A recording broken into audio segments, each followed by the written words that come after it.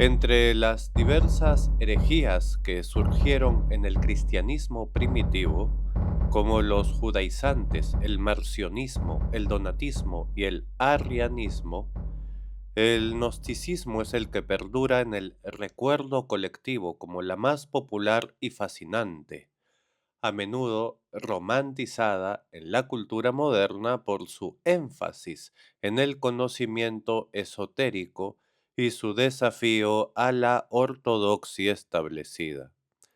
Surgido en el siglo I después de Cristo y floreciente en el II, el gnosticismo no fue un movimiento unificado, sino una colección de ideas religiosas y filosóficas que se entretejieron con sectas cristianas tempranas, influenciadas por el platonismo, el judaísmo helenístico y tradiciones orientales. En esencia, el gnosticismo postulaba que la salvación no provenía de la fe o los sacramentos ortodoxos, sino de la gnosis, un conocimiento interior y secreto sobre la verdadera naturaleza divina y el cosmos, que liberaba el alma del mundo material, visto como una prisión creada por un Dios interior. Esta visión dualista, que separaba radicalmente el espíritu puro del cuerpo corrupto, contrastaba con la teología cristiana dominante, que enfatizaba la encarnación de Cristo y la redención del mundo físico. Los principales mitos gnósticos, aunque variados según las sectas, como las de Valentín o Basílides, giraban en torno a un relato cosmogónico complejo. En el núcleo estaba el pléroma, un reino divino eterno poblado por aeones, emanaciones o entidades espirituales del Dios verdadero e incognoscible.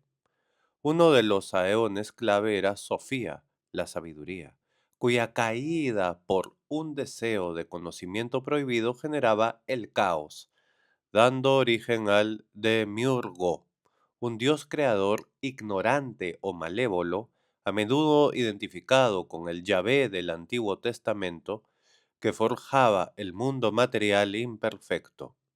Cristo, en esta mitología, descendía como un aeón redentor para impartir gnosis a los elegidos, liberando sus chispas divinas atrapadas en la materia y permitiendo su regreso al pléroma.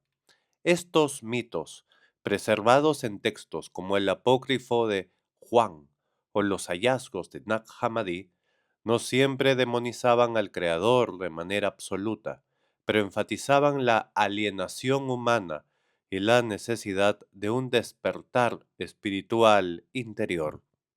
En los primeros siglos del cristianismo no existió un solo gnosticismo monolítico, sino una constelación abigarrada de decenas de escuelas, sectas y maestros que competían entre sí con cosmologías salvajemente imaginativas y que, a pesar de sus diferencias, compartían la convicción central de que el mundo material es una prisión creada por un Dios inferior y cruel, y que la salvación solo llega por la gnosis, un conocimiento secreto, intuitivo y liberador que despierta el espíritu divino atrapado en el cuerpo.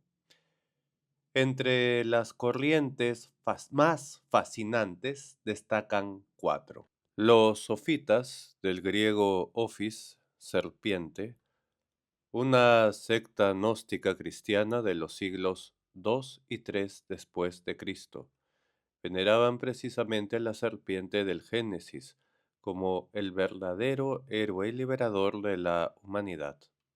Para ellos, el reptil del paraíso no era Satanás ni un engañador, sino un enviado, incluso una manifestación del Dios supremo y trascendente, que ofrecía a Adán y Eva el fruto del árbol del conocimiento del bien y del mal, con el propósito de romper las cadenas del demiurgo. Yaldabaoth, identificado con Yahvé, ese dios inferior, celoso e ignorante, que había fabricado el mundo material como una prisión para atrapar las chispas divinas del pléroma. En sus rituales, descritos con horror y probable exageración por los padres de la Iglesia, como Irineo de León, Hipólito de Roma y Epifanio de Salamina, sacaban una serpiente viva, generalmente una culebra inofensiva, de un cesto sagrado llamado cista mística, y la dejaban deslizarse sobre los panes consagrados o sobre la mesa del altar. Con este gesto celebraban al portador de la gnosis y simbolizaban la transmisión del conocimiento salvador.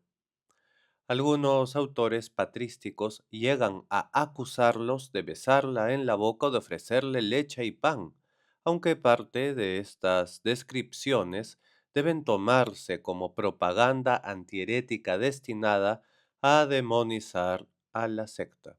Los valentinianos, la escuela más sofisticada y cercana al cristianismo ortodoxo, debía su nombre a Valentín, y desarrollaron la cosmogonía gnóstica más compleja y poética. En el pléroma, la plenitud divina, existían 30 eones o emanaciones del Dios inaccesible. El último de ellos, Sofía, la sabiduría, cayó por deseo desordenado y dio origen, en su angustia, al demiurgo y a la materia. Cristo descendió entonces no para redimir la creación, sino para traer el conocimiento salvador de los neumáticos, los espirituales, mientras que los simples creyentes, psíquicos, y los paganos, ílicos, quedaban irremediablemente atados al mundo material.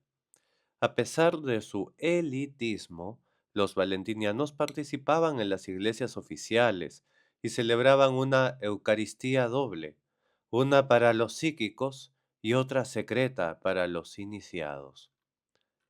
Los setianos o hijos de Set se consideraban la raza espiritual pura descendiente del tercer hijo de Adán, opuesta a la descendencia carnal de Caín y Abel, a los que veían como hijos del demiurgo o de los arcontes. Solo el linaje de Set portaba la semilla espiritual procedente del pléroma. Su mitología, conservada en textos de Nag Hammadi como el Apócrifo de Juan o el libro sagrado del Gran Espíritu Invisible, es de una radicalidad feroz. El verdadero Dios es el invisible, el engendrado, más allá de todo hombre.